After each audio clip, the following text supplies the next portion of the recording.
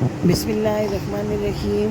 गर्मियों में छोटे बड़ों सबकी पसंद ठंडी ठंडी आइसक्रीम और आइसक्रीम तैयार करने की ढेर सारी रेसिपीज़ आपके लिए लाई हूँ। आज आपको बनाना सिखाऊंगी घर के अंदर बड़े सादा और आसान से अज्जा के साथ बहुत ही मज़े की वनीला आइसक्रीम, जो आपको बाज़ार से भी ज़्यादा अच्छी और फ्लेवरफुल लगेगी।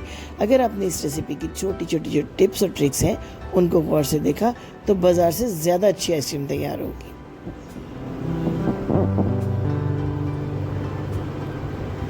हाफ़ लीटर दूध ले लिया है मैंने। आम जो घर में आप ताज़ा दूध इस्तेमाल करते हैं, 2 इलायचियाँ ऐड की हैं खुशबू के लिए। इसके अंदर आपने इसको अच्छी सी बॉयलिंग देनी है और इसके अंदर जनाब आपने ऐड करना है हाफ़ कप या 6 टेबल स्पून चीनी आपने ऐड कर दी। अब इसको मिक्सिंग के लिए बॉइलिंग के लिए छोड़ दें, बॉईल करें इस दूध को अच्छे तरीके से। दूसरी तरफ हाफ़ कप ये आम रूम टेम्परेचर का दूध है मेरे पास।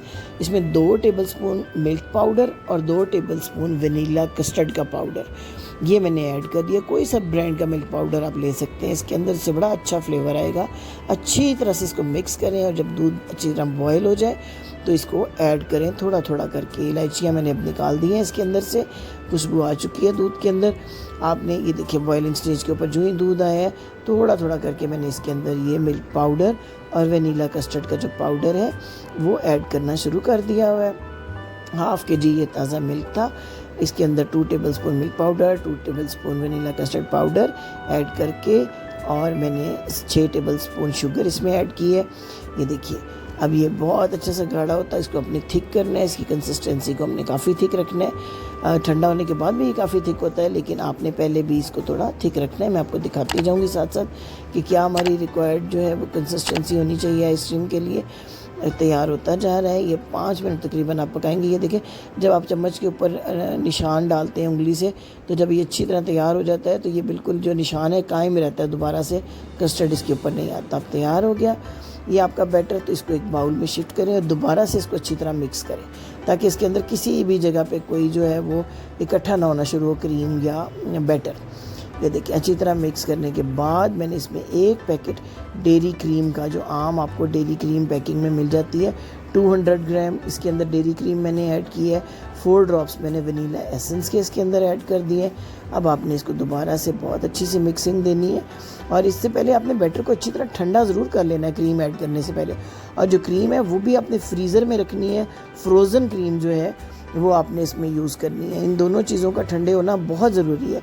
कस्टर्ड को भी तैयार करके अपने अच्छा सा चिल ठंडा करना है और फ्रोज़न क्रीम इसमें ऐड करनी है और साथ ही अपने ब्लेंडर के जग में इसको डाल देना है और पूरे 2 मिनट तक आपने ब्लेंडर के जग को चलाना है और फुल स्पीड के ऊपर चलाना है ताकि बिल्कुल एक स्मूथ जो है वो बैटर तैयार हो जाए। इसके अंदर किसी किस्म का कोई लम्स ना रह जाए और इसका बिल्कुल एक क्रीमी टेक्सचर ये राइज़ होता जाएगा, साइज़ में बढ़ता जाएगा जो आप इसको ब्लेंड करेंगे और ये बहुत अच्छा और फ्लफ़ी किस्म का बैटर हो गया तैयार।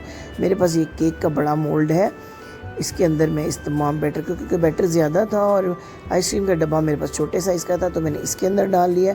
अदरवाइज़ आपको ऐसा डब्बा लें जिसको एयर टाइट ढक्कन लग सके, लेकिन मैं इसको भी एयर टाइट ज़रूर करूँगी क्योंकि एयर टाइट किए बगैर अगर आप इसको फ्रीज़ करेंगे तो इसके अंदर जो वो बर्फ़ के क्रिस्टल्स बन जाएंगे। बहुत लोग शिकायत करते हैं कि आइसक्रीम में हमारी क्रिस्टल्स बन जाते हैं, उसकी वजह यही होती है कि पूरी तरह से एयर टाइट नहीं होता आइसक्रीम का जो डब्बा हम रखते हैं फ्रीज़र के अंदर।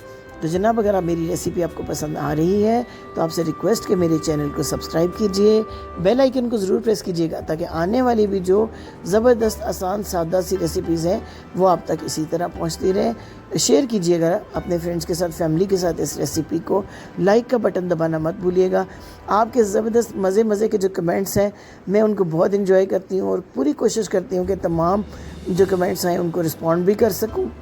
जितनी ज़बरदस्त पजीराई आपने मेरे इस न्यू चैनल को दी उसके लिए मैं आपकी बहुत बहुत शुक्रगुज़ार हूँ और मुझे मेरा हौसला बहुत बुलंद हुआ है और मैं कोशिश करूँगी कि आपकी जो कमेंट्स में जितनी फरमाइशें भी आई हैं मेरे पास मुख्तलिफ़ रेसिपीज़ की, मैं उनको पूरा करूँ। आइसक्रीम तो आजकल के सीज़न का फेवरेट जो है वो चीज़ है, तो इंशाल्लाह मैं आइसक्रीम की बहुत सारी अच्छी रेसिपीज़ आपके साथ शेयर करने वाली हूँ जो बड़ी आसानी से घर में आम मौजूद चीज़ों से आप बनाएंगे और अपने बच्चों को खुश कर सकेंगे। क्लिंग शीट मैंने लगा दी है, कोई आम शॉपर भी आप इस तरह अच्छे तरीके से लगा के इसको एयर टाइट कर सकते हैं। ऊपर ये एलुमिनियम फॉयल, क्योंकि ये ढक्कन वाला नहीं था मोल्ड, इसके ऊपर एलुमिनियम फॉइल बहुत अच्छे तरीके से मैंने पैक कर दिया कि कहीं से भी फ्रीज़र की जो हवा है वो इसके अंदर एंटर ना हो सके। अब 8 से 10 घंटे के लिए, पूरी रात के लिए मैं इसको फ्रीज़र में रखने वाली हूँ। कल इंशाल्लाह सुबह हम देखेंगे कि हमारी जो आइसक्रीम है वो कैसी तैयार हुई है। 8 से 10 घंटे की ये देखें फ्रीजिंग के बाद।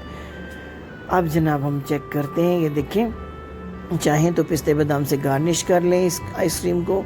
अभी हम चेक करते हैं कि कैसी, देखें कितना सॉफ्ट सुपर क्रीमी किस्म का इसका टेक्सचर बना है और इतनी मज़ेदार ये आइसक्रीम तैयार होगी कि आपके बच्चे खुश हो जाएंगे। और इतने लो बजट में, इस महंगाई के दौर में इतने लो बजट में आइसक्रीम तैयार करना। इसके अलावा भी मैंने बहुत सारी आइसक्रीम की रेसिपीज़ मैं आपको इंशाल्लाह दूंगी, जो कि बहुत कम बजट में आप ढेर सारी आइसक्रीम अपने बच्चों के लिए तैयार करके रख सकते हैं। जब बच्चों को मीठे की क्रेविंग हो तो ये आइसक्रीम निकाल दें, या अचानक मेहमान आए तो भी फ्रीज़र में आपका मीठा हर वक्त रेडी होगा। उम्मीद है आपको रेसिपी बहुत पसंद आई होगी। Thank you for watching. Allah हाफिज़।